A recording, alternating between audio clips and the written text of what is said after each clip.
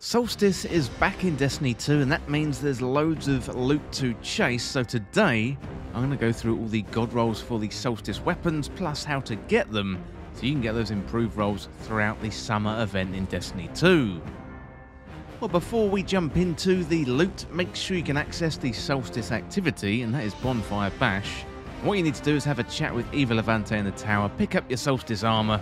Eva has a short quest for you which runs you through the European Aerial Zone activity, and then you'll get random rolls of the weapons at the end. Solstice is pretty generous, so you should be getting decent rolls of the weapons in no time at all. Well, we've got 3 weapons to chase. The crowning Duolog Strand rocket launcher, we've got the something new Stasis hand cannon, and the Compass Rose solar shotgun. So let's have a look at them one by one. First of all, let's have a look at the crowning Duolog. This one is a legendary power rocket launcher with a precision frame, meaning the weapon fires a small auto-tracking missile, and of course this one fires strand damage.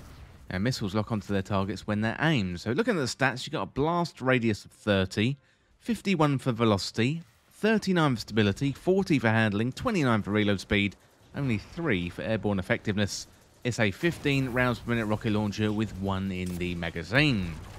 Well, for PvE, quick launch, black powder, auto-loading holster, and chain reaction or hatchling would be a good roll. So a quick launch, greatly increases the handling speed, increases the projectile speed. Then you've got black powder, so slightly increases the blast radius and decreases stability. Auto-loading holster, so the holstered weapon is automatically reloaded after a short period of time. And then you've got chain reaction or maybe even hatchling as well. So chain reaction first, each final blow with the weapon creates an elemental damage explosion.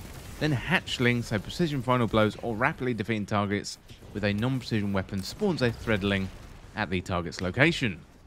For PvP, on the other hand, quick launch, high velocity rounds, impulse amplifier and cluster bomb would be very, very good indeed. So a quick launch greatly increases the handling speed, increases projectile speed. High velocity rounds increases projectile speed and increases reload speed.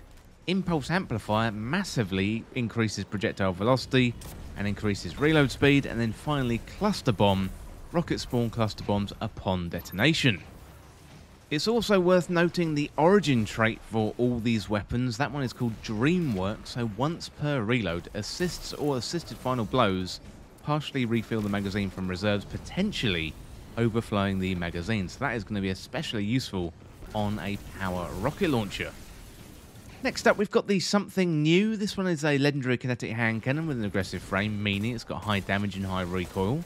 It's optimized for long distance shooting. So looking at the stats, you've got 92 for impact, 58 for range, 27 for stability, 24 for handling, 25 for reload speed. It's a 120 rounds per minute hand cannon with 8 in the magazine. For PvE, arrowhead break, ricochet rounds, wellspring and headstone would be good. So we've got arrowhead break, greatly controls the recoil and increases the handling speed. Ricochet rounds, so rounds ricochet off hard surfaces, that increases stability and slightly increases range. Wellspring, so the kills with the weapon generate ability energy, and the energy is divided between your uncharged abilities. Finally, you've got Headstone. This one is a stasis weapon, of course. So precision final blows spawn a stasis crystal at the victim's location. For PvP, on the other hand, arrowhead break, high caliber rounds, wellspring, and multi-kill clip would be good.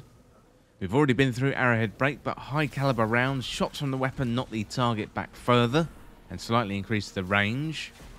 We've been through wellspring, so finally we got multi-kill clip. Reloading grants increased damage based on the number of rapid kills made beforehand.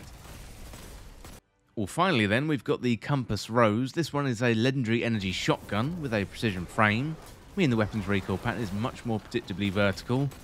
Precision frame shotguns also recently had a very decent buff, so this one could be very, very useful to farm indeed. Looking at the stats, you've got 70 for impact, 66 for range, 47 for stability, 42 for handling, 53 for reload speed, and it's a 65 rounds per minute shotgun with 5 in the magazine. So the Matador 64 is arguably the best shotgun in the game right now, but if you don't have a chance to farm for that shotgun, then the Compass Rose could be a decent replacement. For PvE, Rifled Barrel, Assault Mag Surplus and Trench Barrel is a good role to look out for. So with surplus, you get that increased reload, handling, stability for each fully charged ability. Then you got trench barrel. You get that increased damage, handling, and reload speed after a melee hit, and that is always good in PvE content. Also, another good one on all solar weapons for PvE is Incandescent. So definitely look out for a roll with Incandescent. Very, very good for those solar builds. For PvP, on the other hand, Barrel Shroud, Light Mag, Quick Draw, and Snapshot Sights would be very, very good. Barrel Shroud gives you that increased stability and handling, and Light Mag boosts that reload speed and slightly increase the range. Quick Draw gets you the weapon in the hands nice and fast, and Snapshot Sights, well, that's faster time to aim down sights. Well, let me know in the comments what you think about these Solstice weapons, and let me know your favourite rolls and your pick of the bunch. Well, that is it for this Solstice weapons guide and also god rolls in Destiny 2. And as always, thank you so much for watching or listening. Well, don't forget to subscribe, and I'll see you real soon.